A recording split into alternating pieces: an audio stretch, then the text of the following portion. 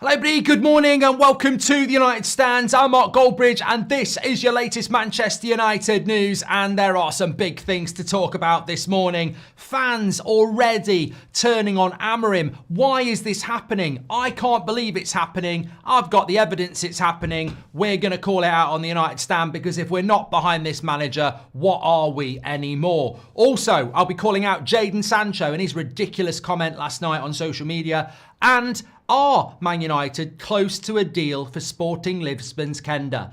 Is he about to join Man United or have we been spun?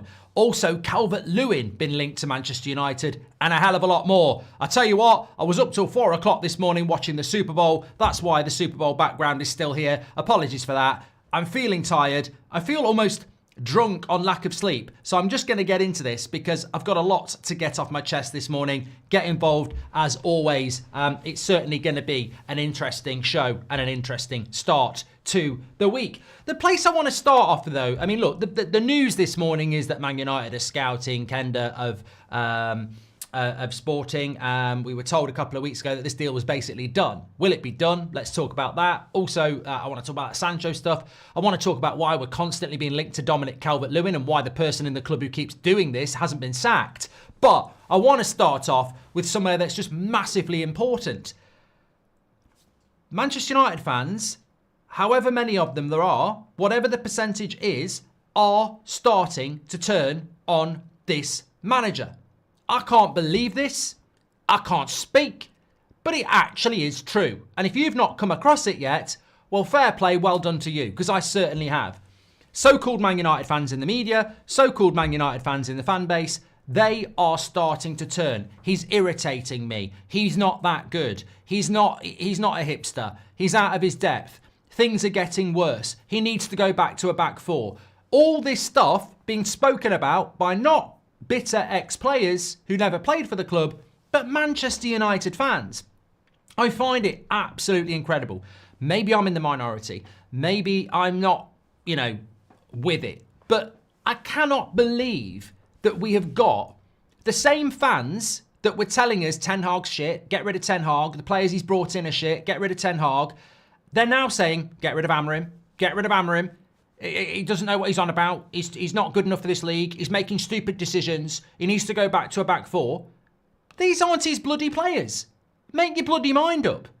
What is it you want next? Because when we're talking about distraction tactics, it's these morons that drag this football club down because they don't have the brain capacity to focus in on the thing that everybody needs to focus on. The reason Man United is where it is because of who's running the football club. And every bloody time we've got these morons in our fan base who fall into the idiot trap and start talking about the manager. And then, the Glazers must be rubbing their hands together going, we've done it again. We've done it again. We've caused all this trouble and they're going to pin it on a new manager again, which means in a couple of years or maybe in even a year, we'll get rid of him, new manager bounce, and it all starts again. I mean, I can't believe people are taking a pop at Amorim. They're questioning his tactics. They're questioning his team selections. They're questioning his validity to do the job. And it's out there. Whether it's X, TikTok, YouTube, whatever. People are out there doing it. And people are in the comments going, yeah, I'm starting to... And I'm looking at it and I'm going, these people are not qualified to talk about Manchester United if they are starting to question the manager. It's absolutely incredible. I heard some prat. I got sent this clip. This is what started it. I got sent this clip on Saturday of this prat Man United fan on TalkSport trying to do analogies. I mean, mate, what are you trying to be? A Poundland version of me? Fucking analogies. If you're going to do analogies, run them by me because you make yourself look a right idiot. So he goes like, the analogy is this. Amorim's frustrating me at the moment. It's like a guy who wants to build a Ferrari. But he's in the garage and he's only got bits for a Ford Fiesta. Build the Ford Fiesta. And then, when you've built the Ford Fiesta, then start building a Ferrari. And I was like, mate, you should sack yourself live on air. That's not an analogy. That's just spouting shit. You're on the right radio station. What are you talking about? He wants to build a Ferrari and he's got bits for a Fiesta, so he should build a fucking Fiesta. Did Pep Guardiola go into Man City and go, I'm here to build a Ferrari. Oh, I haven't got the bits yet. Oh, I'll start building a Ford Fiesta. Did Jurgen Klopp go into Liverpool and go, I want to build a Ferrari, but you've got bits for a Ford Fiesta. Forget what I want to build. Let's build a Ford Fiesta. Have you ever heard something so moronic in your life? I mean, let's all take that attitude in life. You know, if you're at school at the moment and you want to get 9 GCSEs and somebody predicts that you'll only get 3 and you go, yeah, I'll just have 3. I won't work hard to do what I want to achieve. I've never heard such shit in my life. And also, can I just rip that apart? Because people keep talking about Amorim going to a back 4. He has never played a back 4. He is a 3-4-3 coach. And he hasn't got the ingredients to do it. You can say he wants to build a Ferrari and there's the bits for a Ford Fiesta, so he should build a Ford Fiesta. The guy who employed him, the guys who employed him on the pretense that he was here to build a Ferrari, not a Ford Fiesta. He could do them for fraud. Like, that's not in his contract. His contract wasn't to come here and build a Ford Fiesta. It was to build a fucking Ferrari. There is only one analogy to apply to Ruben Amorim. It is the GOAT analogy. It is the only one that makes sense, and it is the only one you should stick in your head. Shove your bloody Ford Fiesta up your arse. The only analogy that matters with Amorim, and it explains everything, and it kills any criticism. And overarching that is the word patience. Patience is not 2 months. And a manager that's not been backed in the transfer window is using other managers' shit. That's not patience. There's no context to patience if you're slagging the manager off already. But there is only one analogy. Repeat it after me. If you run a shit restaurant that's getting bad reviews because the food is terrible, and to solve those reviews, you recruit a Michelin star chef with an amazing signature dish that you know at your restaurant everyone's going to want to eat, and you know your ratings are going to go up. You employ that person and say, the floor is yours, get us back. And he walks in the kitchen and goes, you don't have the ingredients for my signature dish. These ingredients are shit. And then the restaurant owner goes, yeah, we haven't got the ingredients and we're not getting the ingredients. Who is at fault? It ain't the guy who can cook up the signature dish. It's the people who won't provide the ingredients. And that's the end of the story. So if you're critiquing Amorim at the moment, and you think he ain't good enough, and you think he's overrated, and you think he's frustrating you, well, let me just applaud you this Monday morning, because you're doing exactly what's been happening for the last 10 years. You are shifting the blame, you are being distracted, and you are putting the blame on an individual that categorically cannot be responsible for where Manchester United are and where Manchester United are heading. Ruben Amorim's been brought in to do a job, and the owners have absolutely sold him up the fucking river.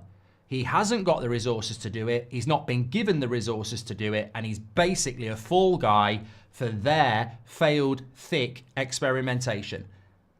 And it's worrying. And I tell you what, I might be lacking sleep, but I will call it out this morning. We should not be going after the manager. But there are people in this fan base who just love the sound of their own voice, or their own typing, or their own articles, and they'll do it because they lack the brain capacity and the consistency and perseverance to point the finger at the person who needs to be pointed at, and that's the owners of Manchester United. Because I tell you for what, it's more easy, it's more sensationalist to go, Amorim out, or on the road to Amorim out, because it just is.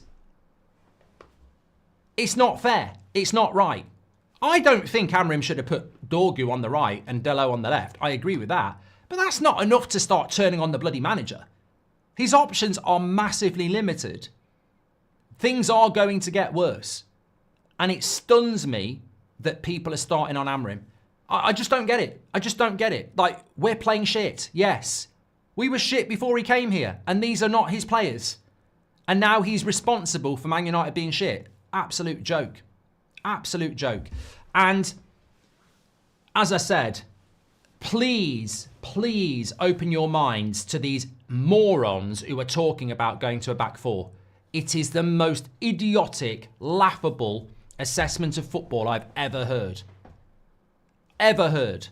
You bring in a manager with a system and vision that they are determined to build, and people think he should change away from that.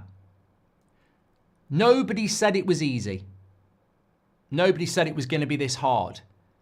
But in reality, it was always going to be hard.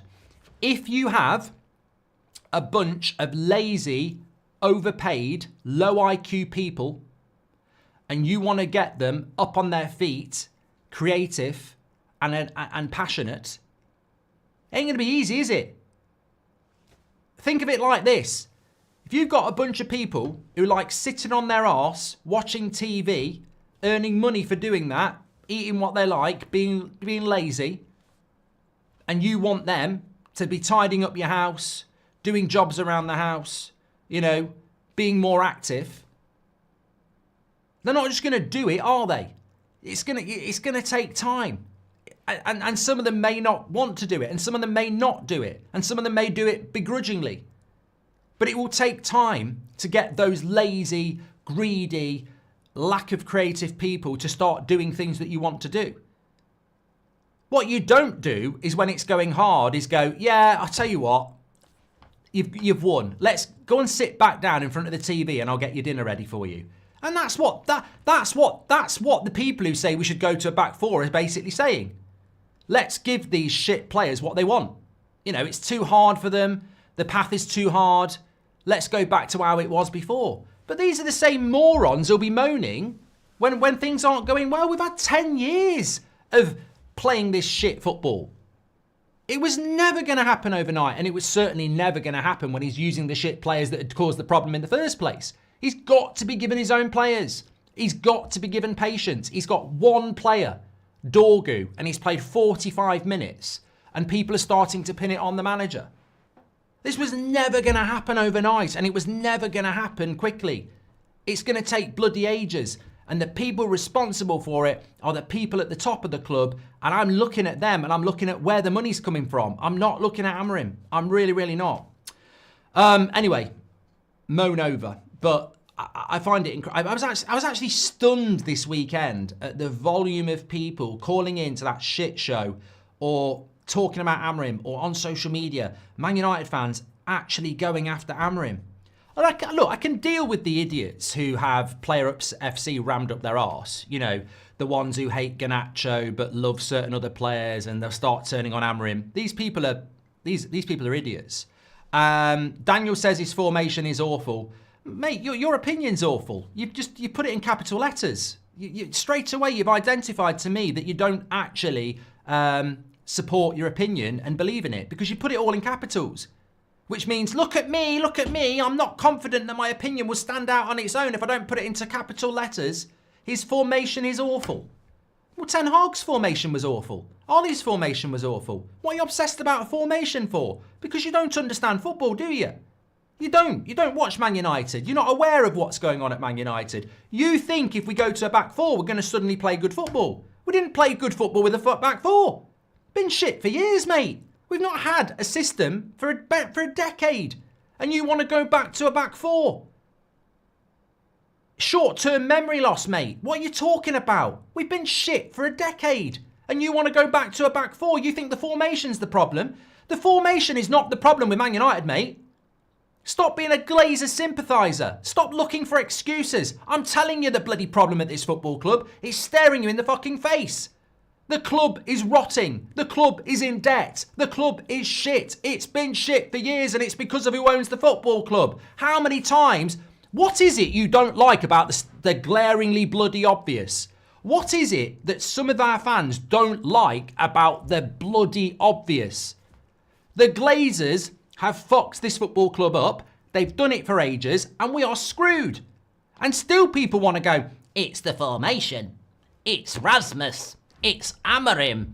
Oh, it's Rashford. Oh, it's the fans. It's United Stand. Oh, it's this person. It's the media. It's the Glazers. It's absolutely fucking obvious. And this is what we were talking about yesterday morning. The distraction tactics of the Glazers to make us argue amongst each other and move us away from what the problem is. Man United's problem is so simple to solve. It's the easiest problem in the world to solve. And people complicate it because there's people out there, purposely out there, to distract. There are accounts out there that purposely, for a decade, have been distracting you, making you fight against each other because they don't want you to see the glaringly obvious. If Man United removed the Glazers and removed the debt, we would be a proper footballer club again.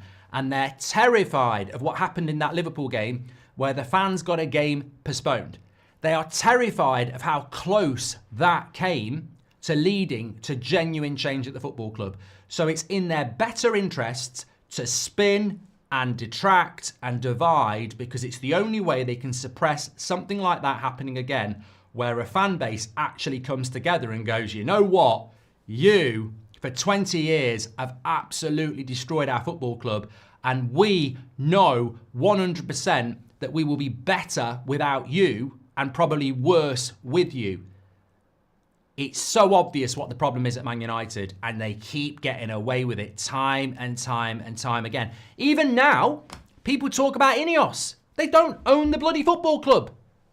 They don't own the football club. As I said, you got Andy Mitten at the weekend on radio talking about how it's not good that all these ticket price rises. It's not good about people losing their jobs. But look, Ineos have got to do this because they've got to make difficult decisions because the Glazers have caused the money to be lost over the club over the last 10 years.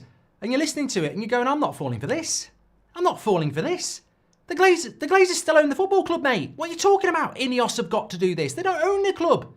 The people who caused it still own the club. And some people, incredibly, think Ineos do.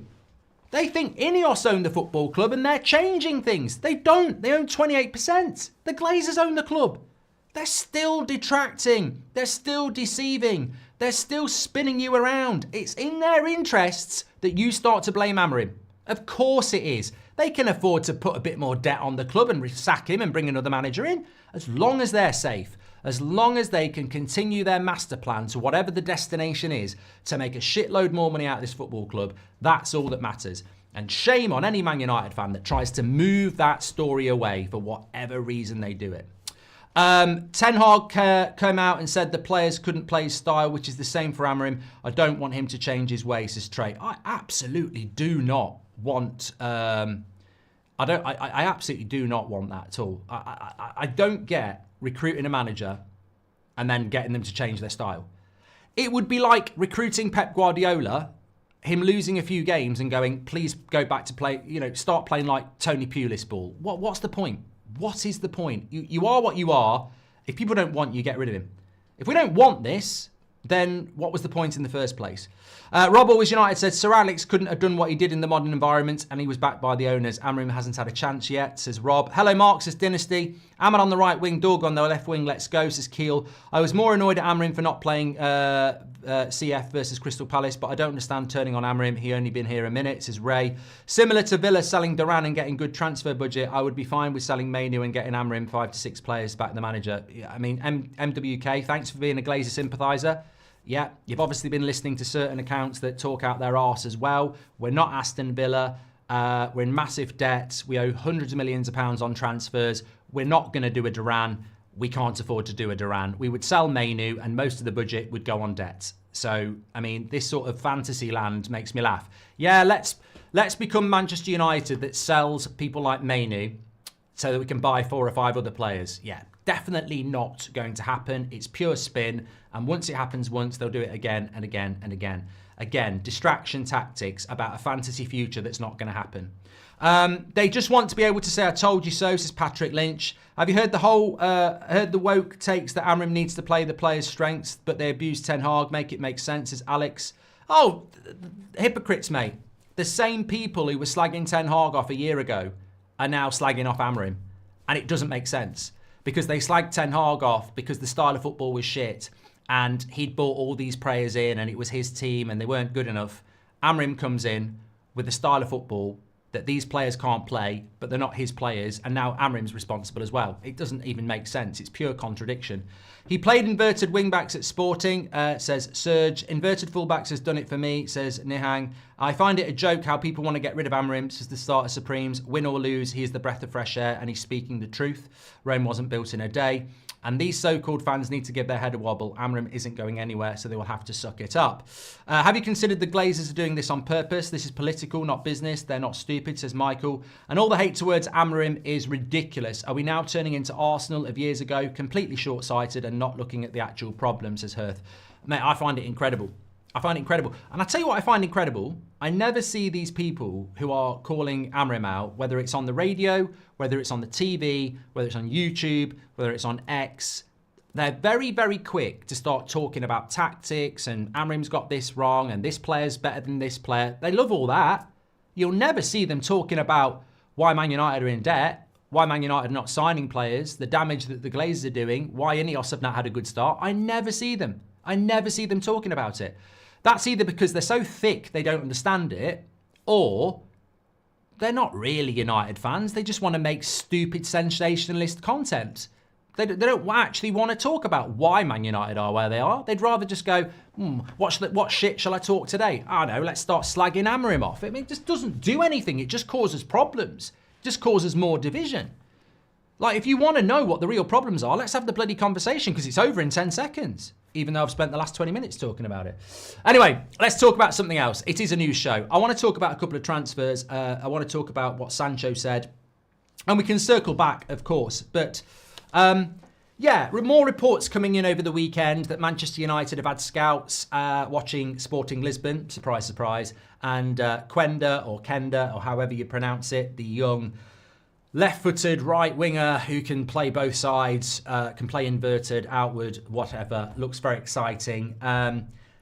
Apparently we're going to scout him again in the Champions League qualifiers this week as well. Not surprisingly, you might not be surprised actually to hear that Man United tend to have a scout at every sporting game and have done for years. We have a scout at a lot of games, Benfica. So it's not unusual. I always laugh when I see Man United had a scout at the game for Sporting at the weekend and they're scouting Quenda. And I'm like, we've had a scout at Sporting for years. Like, doesn't mean they're there for that reason. I'm more lost on the opinion of this. At the end of the transfer window in January, we were told, and even David Ornstein backed it up, that a deal for Quenda is what Man United want in the summer. Even some Portuguese outlets were saying the deal had pretty much been done. My question is this deal done, or are we back to scouting a player again? Because if we're back to scouting a player again and the deal's not done, what are you telling us? That David Ornstein and everyone else basically got a bit of positive spin, PR at the end of a window to keep us quiet? I'm not having with scouting Quenda. We were told a couple of weeks ago that this deal was basically done. So let's stay on target here. I'm not going back to, we're scouting him, I wonder if we'll get him. No, let's go back 2 weeks when you've got very good journalists like David Ornstein talking about a deal for Quenda. He didn't say deal done, but he was talking about United's desire to do it. David Ornstein is not the Sun. He's not some speculative journalist. When he says something, it tends to be true. So I'm looking at this Quenda deal and I'm going, no, I don't want to hear about scouting. I don't want to hear that we're thinking about making a move. I don't want to hear about we might make a move. I want to stick to Amorim desperately wants this player and Man United are close to doing a deal for him. So I'm like, no. No. This needs calling out. You can't have what was said 2 weeks ago by credible journalists and then 2 weeks later be going back to Man United are interested in Quenda. No, that wasn't the story. The story at the end of the January transfer window was that Man United are very close to doing a deal with Quenda. So I expect this deal to happen. And if it doesn't happen, why the fuck hasn't it happened? This is clearly a player that Ruben Amorim has developed as a teenager, knows everything about him and believes is going to be a future star. This has to be part of why Amorim came to Man United. This has to be, we'll get you now and this player will be joining you in the summer from that club. I want to see Quenda and I want to see Gyökeres in a Man United shirt in the summer as part of the deal that brought Amorim here and as part of the conversations with Sporting that we won't do anything in January but we'll come in the summer. But obviously, this will all come down to whether we have the fucking money to do it. But No, I'm not having this anymore. I'm not having this with United. You can't, at the end of a window, allow a story to go out from credible journalists about we're close to doing this deal, and then 2 weeks later be talking about, oh, we're scouting again. Because that's just typical spin and bullshit. This deal, I'm sat here now and I expect Quenda to be a Man United player next summer. I'm not guessing. I'm not speculating. I'm not hoping. I expect him to be a Man United player based upon what the reports were 2 weeks ago. And if it doesn't happen, then what the hell is happening? Because, all right, we brought Dorgu in, but we need more wide players. Wide players are so important in this Amorim system. And more importantly, wide players who can defend and attack are absolutely essential. I remember Pedro, the Sporting fan / journalist, when we got Amorim, sent us all this detail about players. And I want to go back to that at one point this week and just see 2 months on how much of that was actually accurate. But what he did he said that recruitment for Amorim's system is really, really difficult because it's a very specific system. And what he basically said is the recruitment's got to be on point because there's not many players out there where I think for some teams you can buy a player and they'll be used to a certain system. An Amorim system is quite distinct and it stands and falls on bringing in players that can play it.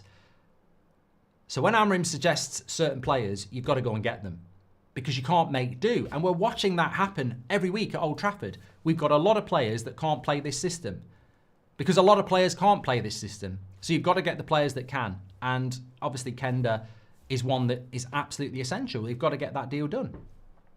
Naf says, I think players by the years saw that our owners don't care about the club and develop the same attitude. In a few years, our best players will leave us along with our best staff and employees to rivals because of the wage cut and the lack of job security, says Naf. Well, I'll talk about that in a minute because it sort of feeds into what Sancho said, which I thought was bang out of order, but some of you might agree with him.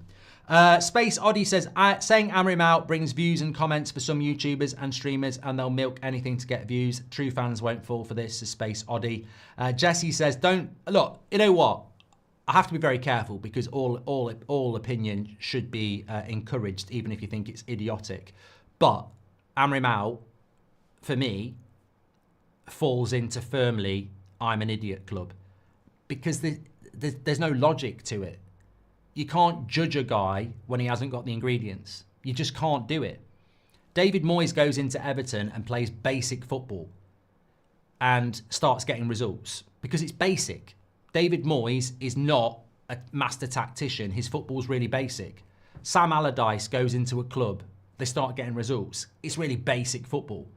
Ruben Amorim goes into a club with high expectations, with tactics and a vision that's never been used before at that football club, with players that are incapable of doing it. Bad results follow.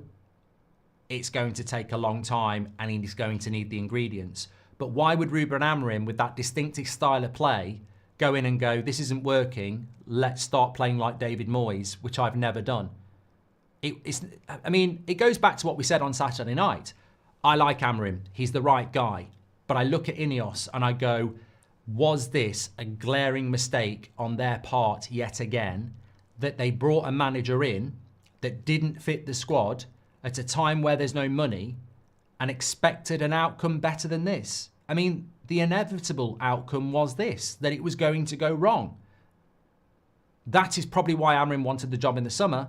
That is why I would like him to have got the job in the summer, because he needs a pre-season and he definitely needs players. He's had neither. It's like, you know what it's like? It's like you go to watch a play in the West End and you're watching, I don't know, Les Miserables, and at the half-time interval, the owner of the theatre sacks the producer and says, right, everybody, I've got this new guy. Second half, we're not doing Les Miserables. We're doing Phantom of the Opera. And you've got like 5 minutes to learn all the new role. And then they go out for the second half and the audience is confused, going, well, look, I thought we were watching Les Miserables. I'm watching the same actors, but they're now doing something they don't know what to do. Whose fault's this then? The producer? It was the guy who made the decision to make the change halfway through the season. Like, you can't train for it. You can't practice it. They're not used to it. Maybe they're not capable of doing it. You can't... I think if there's any criticism here, again, it goes back to the ownership, because I personally, as the owner of Man United, would not have sacked Ten Hag in October, November, and then forced Amorim to come in November and expected a better outcome than this. And it all comes down to communication again, because if they're writing off the season, they never should have done that. But ultimately, they did write the season off the minute they did this, because there's just no way a football club that's never played a 3-4-3 and doesn't have the players to play it anyway is suddenly going to flick a switch without pre-season and the right players. Didn't Sir Alex take 4 years? Yes, he did, says Ben, he did. Just talking about, look, I throw this in because I'm irritated, but yet again, yesterday, I forgot to bring it on the morning show, we've been linked to Calvert-Lewin again. Somebody at Man United, and I've got to acknowledge this because you get a silly story, it gets buried, but Calvert-Lewin has been linked to Manchester United ever since Ineos came in. He has been linked to Man United before, but he's consistently been linked to Man United. Sam C, who works with us on the United Stand, he was talking about Calvert-Lewin nearly a year ago. I think The Athletic have reported it. I think the Manchester Evening News have reported it. I think even Fabrizio has mentioned it. Zero Hero says, well, that's our level, Mark. This is not pure bullshit speculation. We are actually consistently being linked to Calvert-Lewin. Now, the explanation for this is that somebody in and around the recruitment team with influence keeps suggesting Calvert-Lewin. Because this keeps coming out, and it came out again at the weekend. Now, it can't be Dan Ashworth because he's gone. So, who is it? Is it Barada? Is it Wilcox? Is it Favel? Is it Blanc? It can't be Amorim because he's only just come in and he would not want Calvert-Lewin. So, somebody in that recruitment team, high up, is a champion of Calvert-Lewin.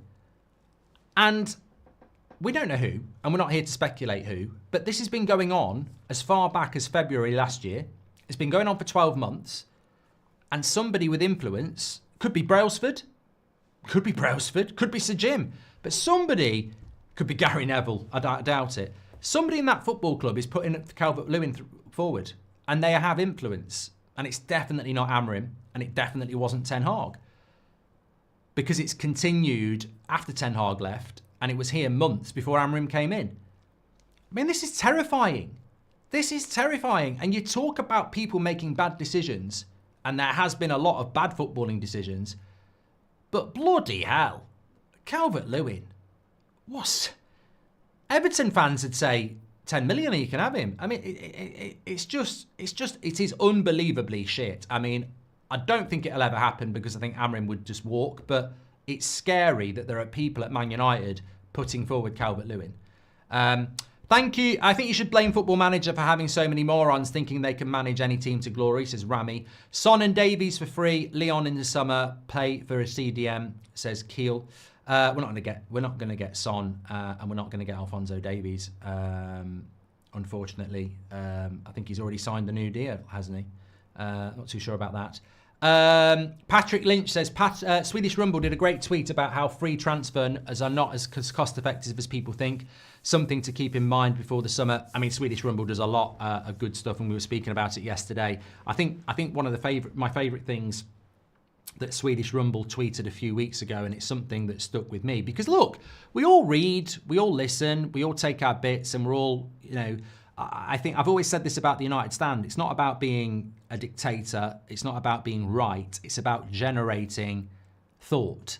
You're not meant to agree with everything. You're meant to generate your own thought. And then when you generate a thought, you might put a comment in that is contradictory to what I say, but actually is a better comment. And that gets me thinking, or everyone else. And we generate to what we should do, which is trying to make Man United a better place. Unfortunately, I don't think we have those people in the board of Manchester United, so you're sort of banging your head against the brick wall. But one of the big things that terrifies me about Man United, it's not the FA Cup winning that, it's not the Europa League winning that. I think if we don't win either, we're in big, big trouble. But the big thing that worries me, among all the bluster and bluffing and chancing, is that we keep getting this conversation about how Manchester United have a project to be back in 3 or 4 years. And I look at Liverpool, Man City, Arsenal, Chelsea, Aston Villa, Newcastle, and I go, they've all got owners that are more ambitious than us. They all want to be successful on the pitch. We want to be successful off the pitch. They're all in a better position than us in the league. So they're all going to make more money than us over the next 2 years. And they're already in a better financial position than us. So they've got more ambitious owners. They've got more money coming into the club. They've got better squads than us at the moment. That is a hell of a... And there's 6 of them.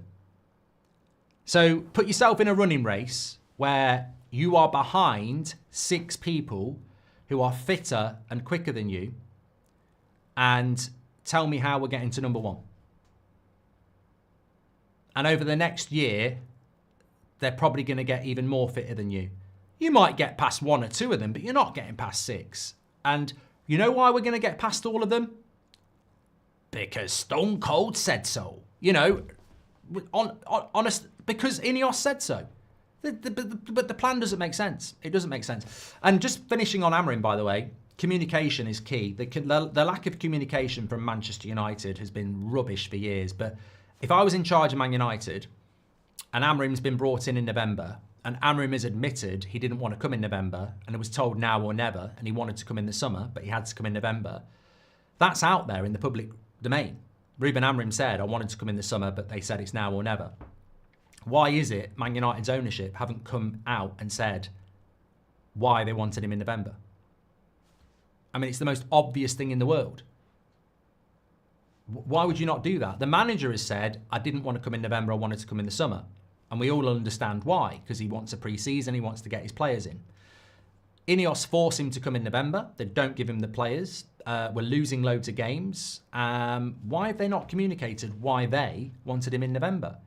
And it doesn't mean that we're all going to agree with it, but how hard would it be for a Barada or someone to say, we recruited Ruben in November because we felt that having him for the first few months and the last few months of this season would be beneficial to the club more than bringing him in the summer. But they haven't done that. They just don't communicate. The only thing they communicate is we're raising ticket prices. Quenda is left-footed, but Amorim played him on the right. Could it be the reason he plays Dorgu at right wing-back, says Peter? I think the problem, and I'll be very honest about this, Peter, the problem is not putting Dorgu on the right. Dorgu can play off the right. He played there for Lecce, and he looks comfortable there. The problem is not putting Dorgu on the right. The problem is putting Delo on the left, who we know can't do it. If he had Quenda and Dorgu and put one of them on the right, and you had one of them on the left, no one would give a shit. It's because Delo's on the left. That's the problem. We are shit down the left-hand side. I don't care. If Luke Shaw's fit and Dorgu's on the right, I don't give a shit. You know, if we've got Quenda on the left and we've got Dorgu on the right, I don't give a shit. It's the fact that we're rubbish down the left-hand side. He puts Delo there. And then he takes Dorgu off at half-time and Delo plays 90 minutes. That's where that was. In no way, shape or form is that enough to start thinking Amorim's not the guy, though.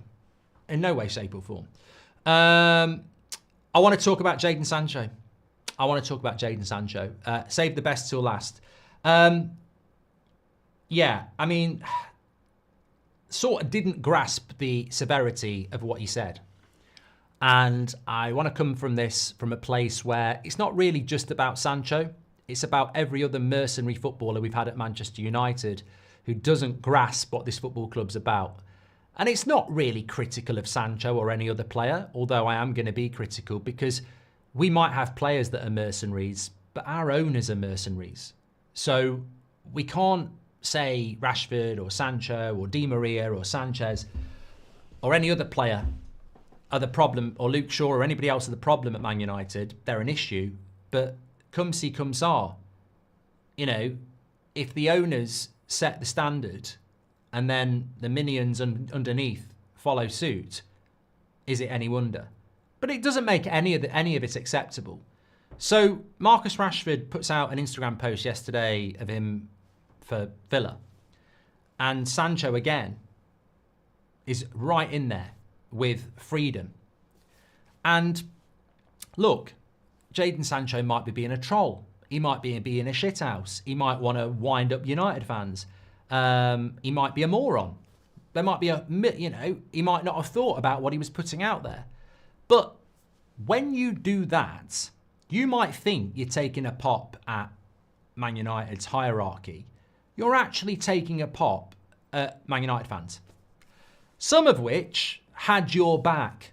So when you talk about freedom, instead of doing one word and trying to be clever, which may be beyond your IQ, I don't know, why don't you explain what you mean by freedom?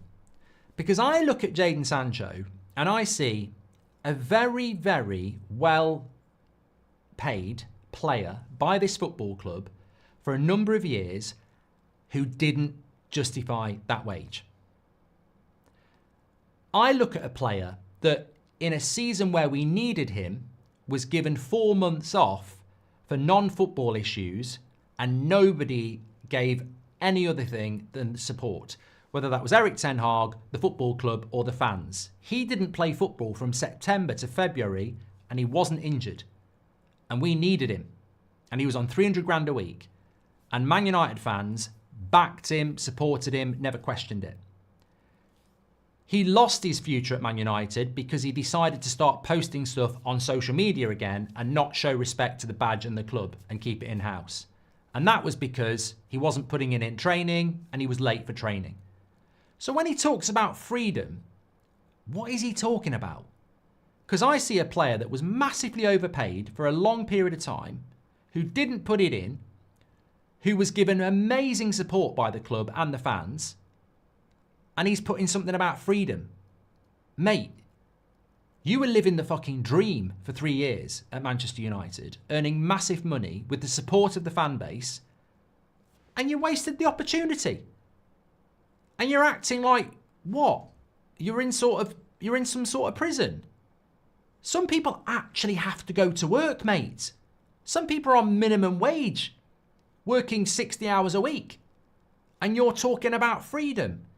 You got paid 300 grand a week to do next to nothing. Read the bloody room. And also, can I just say, your top reply to Marcus Rashford for a Villa win, you're playing fucking shit for Chelsea. You got knocked out on Friday and you played shit, mate. And that is my issue with that. Everyone's entitled to an opinion, but everyone's entitled to a response. What are these pop star footballers? You're paid to be a footballer, mate. And your biggest hits are a tweet a year ago and a reply to Marcus Rashford. You are playing shit, mate. You are playing shit. You are paid to play football and you are playing shit for Man United and Chelsea. And your biggest thing is social media. I don't get it. I just don't get it. And I know there's going to be Sancho FC out there and everything. And somebody said to me, well, you can't blame Sancho for being disinterested and unhappy at a club where it's a football club being run into the ground. Yeah, Jaden Sancho is not a Man United fan. Jaden Sancho is an employee of Chelsea and formerly of Manchester United. His job should not be influenced by whether he thinks the Glazers are running the club badly or wrong. He's there to turn up, train and play well. I can't stand the Glazers. They're running the club into the ground. But if I was a Man United player, or you were a Man United player, as a fan, you would turn up to work, you would work your arse off for the shirt, you'd do it for free, and you'd be vocal about what's going on. These players turn up and just can't be arsed. So I don't see them as representatives of this Manchester United fan base because they're not Man United fans. They're paid handsomely to do a job and they don't do the job. So don't try and relate your personal circumstances to players because they're paid to do a job and they don't do it. They're paid handsomely to do a job and they don't do it. And they don't read the fucking room. They don't read the room at all. But on the other hand, it's not our problem, is it? And there are people out there that wanted people like Sancho to stay at the football club. And I look at Sancho, I look at Alexis Sanchez, I look at Di Maria, I look at Rashford out on loan, I look at Anthony out on loan, and I don't think we've made a bloody mistake on any of them. I really don't. I think we've made the right choice on all of them. Whatever their futures are going to be, I wish them all the best. But I'll tell you what I see. I see a player that left Man United in August. It's February 2025, and we're still living rent-free in his head. I see a player that is very, very bitter about Manchester United still. And I see that freedom message as somebody that still hasn't got over the fact that he fucked up at Man United. Because if he was truly happy at Chelsea, why would he be talking about freedom? So I think that these players will never find inner peace until they look in the mirror and see why they failed is staring them back in the mirror. And they need to find peace. And they need to stop obsessing about Manchester United and what went wrong. They need to actually start thinking, I'm a Chelsea player, stay in lane, focus on my game, and start playing well. But yeah, I understand why it antagonised a few United fans. I understand why it blew up. But I honestly look, I will always say the club is where it is because of the ownership. But when I look at Jaden Sancho, I remember vividly how much we paid for him. I remember the 90% club. I remember the excitement. And I remember the support.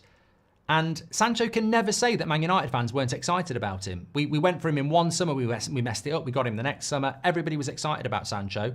Everybody gave Sancho a chance. He had that season where under Ollie it didn't go great. Under Rangnick, it was his first season, didn't go that great. Then in the second season, he didn't play for 5 months under Ten Hag. We still don't know to this day what it was, but it wasn't football related. Ten Hag backed him, the club backed him, the fans backed him. He came back. We were patient. And then, he never produced the goods. So I don't think Jaden Sancho can look at Man United fans and say, oh, Man United fans didn't support me. We did. It just wasn't repaid. What we must remember is, though, WhatsApp messages, text messages, posts on Instagram can get taken out of context. We've all got a right to say, he's talking about Man United. But what we must remember as well is, one, he might just be a big fan of Braveheart and, be writing freedom. Or two, he might have been talking about, he might not like the FA Cup. And Chelsea got knocked out on Friday night, so he might have been going, freedom, we're not in the FA Cup. So, look, there is context, of course. Same thing happened to QPR, says Kiel. Don't get relegated equals success, as MUFC. Fans are not turning on Amorim, but I think a lot of us do not trust Glenios to pick the right manager or players. Amorim should not get free pass, says Andrew O'Brien. Well, I disagree, mate. I think scrutiny of a manager is always healthy, but I think blame of a manager in this situation is ridiculous. Look, there are many people that try and do analogies, and I don't always hit, but there is no other analogy. We have recruited a Michelin star chef. We've thrown him into a kitchen where he has no ingredients to cook what he can cook, and people are expecting him to cook.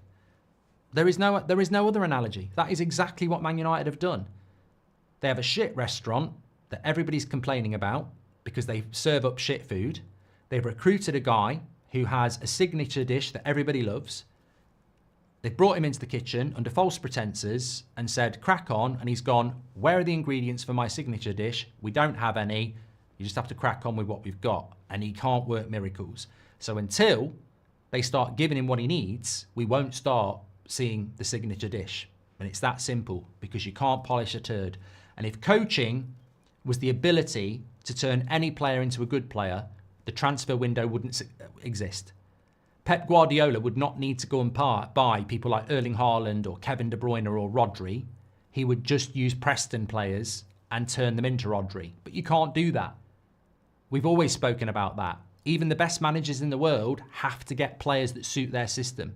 And yet, for some reason, there are people who are talking about Man United out of their arse saying Amorim should be getting results out of these players.